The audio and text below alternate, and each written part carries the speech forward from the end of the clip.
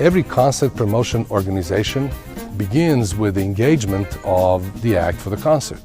As we have seen earlier, it is a booking agent who is usually the first stop for a concert promoter planning to obtain the services of a musical artist for a live performance.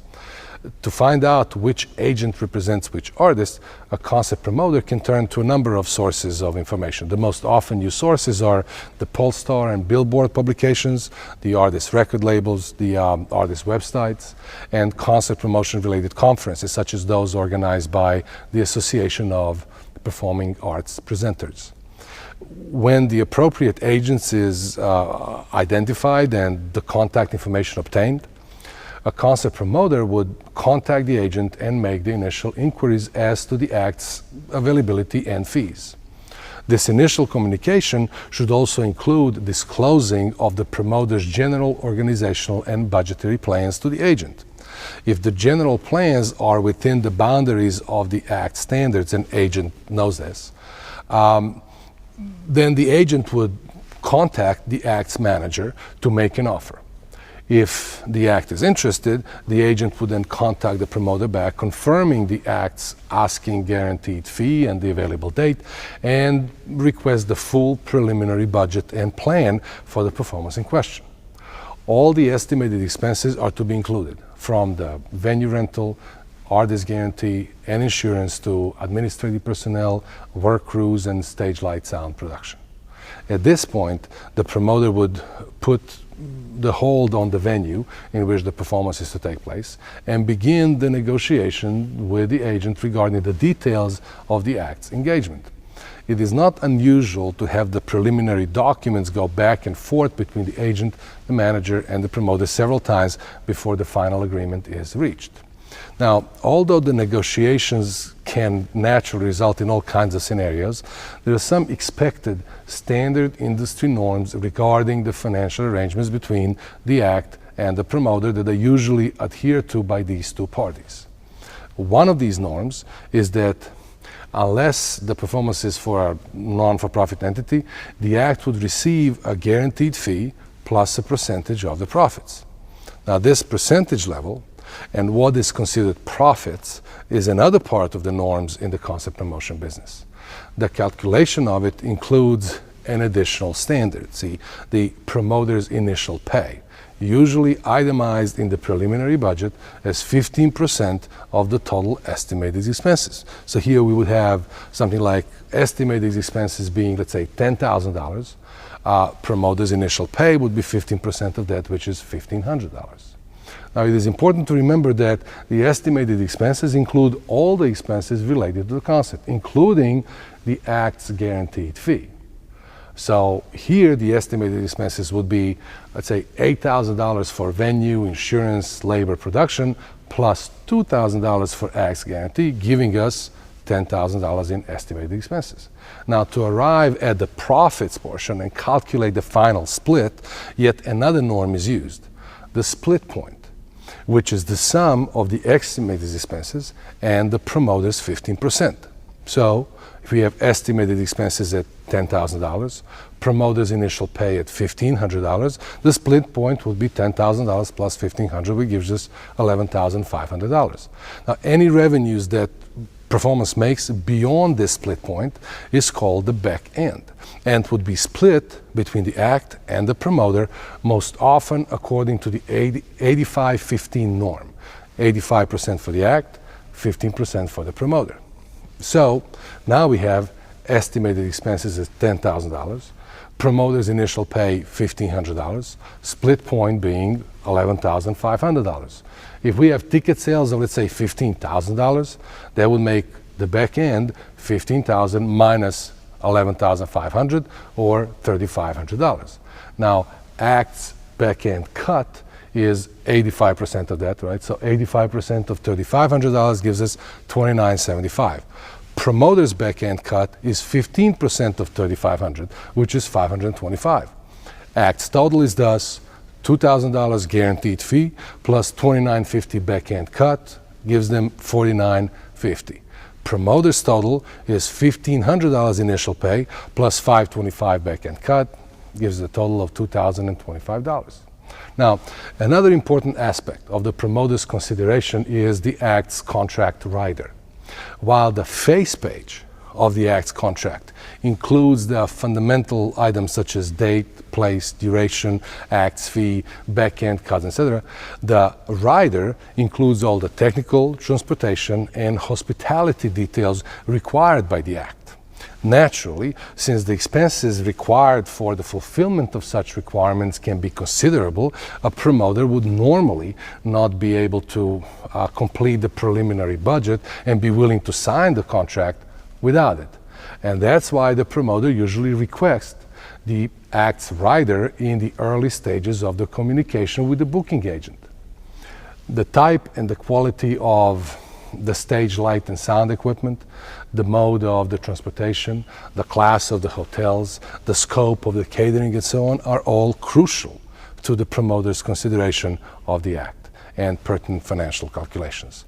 It is important to note that all the items in the rider are usually open to negotiations, and that the final decision usually depends on the willingness of the two parties to compromise within the boundaries of realistic and reasonable possibilities. All of the above considerations and norms hold true to virtually all medium to large venue concert promotions and season acts. When it comes to small venues, on the other hand, and the acts in the early stages of their careers, a promoter often works directly with the act, without a booking agent intermediary. Additionally, the financial arrangements of the booking are usually much simpler.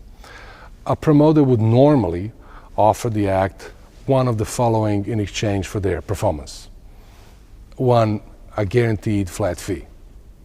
2, a fee or a percentage of the door, meaning ticket sales, whichever is larger. 3, a percentage of the door only. 4, a percentage of the drink or bar receipts only if the tickets are not sold. Now, if the promoter is a venue, like a bar or a club, all of these booking options, except for the first one, of course, carry no financial risk for the promoter, and the entire risk burden is shifted to the act.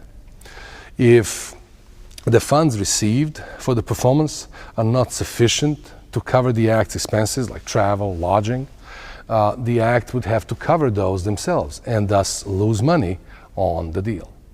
If the promoter is not a club or a bar, but an individual or a company that has to rent such venue for the performance, all the above options naturally carry a financial risk for the promoter as well as for the band. If an act is performing on a percentage basis, that percentage is usually a percentage of the gross door or drink receipts, not an amount adjusted for the cost of the rent.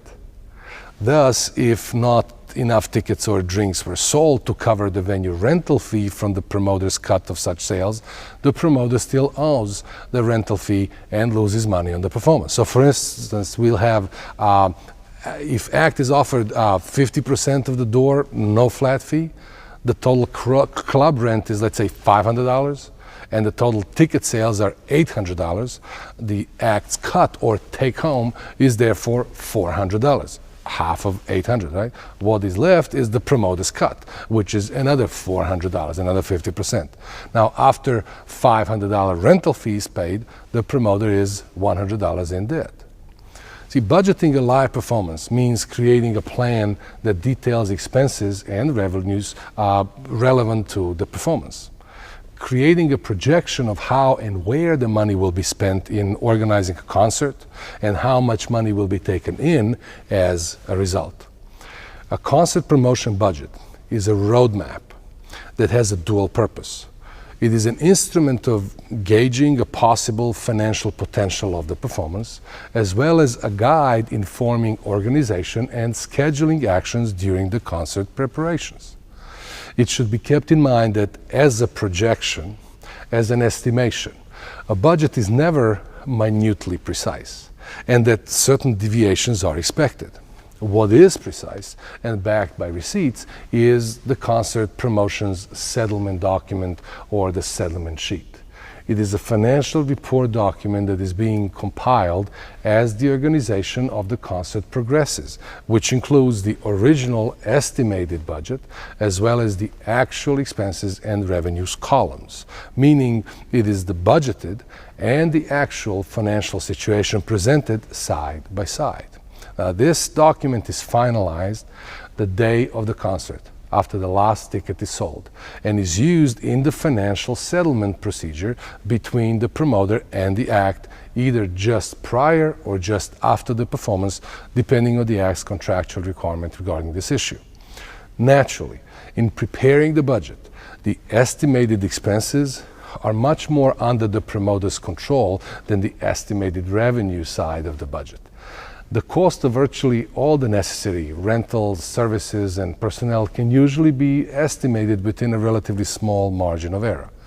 Meticulous research, clear communication, and timely engagement with the relevant parties providing needed rental services and personnel is the key to minimizing errors in estimating expenses. However, the revenues are another story. While there are certain things that promoters can do to maximize the potential for ticket sales and profits, there are never any true guarantees in this area. The most brilliant marketing campaign, the most sophisticated PR efforts, the most relevant and current choice of an act and programming are not a guarantee of profits, which doesn't mean that those instruments of promotion should not be used. They should and must be used, but they are by no means a guarantee of the financial success of a live concert. See, the estimated revenue side of the budget is thus more or less the best educated guess based on a number of parameters: the sales history of the act, the popularity of the act in the area, the size of the audiences for the act's genre, the demographics of the area. It is nevertheless a crucial part of the budget, a determining factor in the promoter's commitment to the particular live performance plans.